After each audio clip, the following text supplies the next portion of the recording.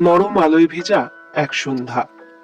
শহরের কোলাহল থেকে একটু দূরে ছোট্ট ছাদের ওপর সাজানো টেবিলটা, সাদা কাপড়, দুপাশে দুটো মোমবাতি, মাঝখানে কাচের ফুলদানি, বাতাসে জুঁইয়ের গন্ধ। এই নীরবতার ভেতরেই বসেছিল অনিরুদ্ধ আর মেঘলা। ওদের পরিচয় বহুদিনের, কিন্তু আজকের সন্ধেটা আলাদা। ব্যস্ত দিনের ক্লান্তি পেছনে ফেলে ঠিক 40 মিনিট নিজেদের জন্য রেখেছিল। কথা, হাসি আর নীরবতা। মোমবাতি শিখা নড়লে মেঘলার চোখে আলো পড়ে। অনিরুদ্ধ সেটা লক্ষ্য না করে পারেনি। প্লেটের ধারে রাখা কাঁটা চামচটা সরিয়ে জিজ্ঞাসা করলো অনিরুদ্ধ, আজ আকাশটা দেখেছো? মেঘলা মাথা তুলে তাকালো।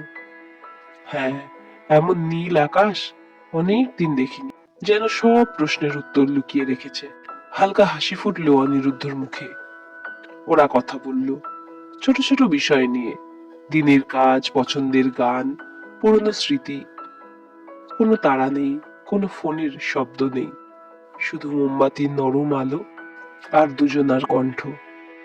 খাবার খুব সাধারণ, ঘরে বানানো পাস্তা, পাশে সালাদ।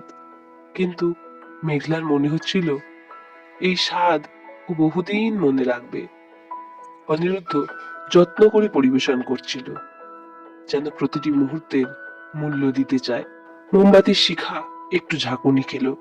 দূরে কোথাও একটা ট্রেনের শব্দ ভেসে এলো। শহর চলতেই থাকলো, কিন্তু তাদের টেবিলে সময় যেন থমকে দাঁড়ালো।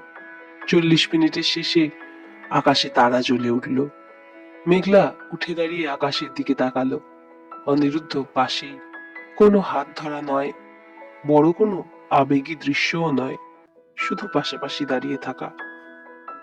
এই সন্ধেটা, মেঘলা বলল, আমি যত্ন করে রেখে দেব। অনিরুদ্ধ মাথা নাড়ল। আমিও। মোমবাতিটা নিভে গেল। আলো নিভলেও উষ্ণতা রয়ে গেল স্মৃতিতে আর আগামী দিনের আশা নিয়ে।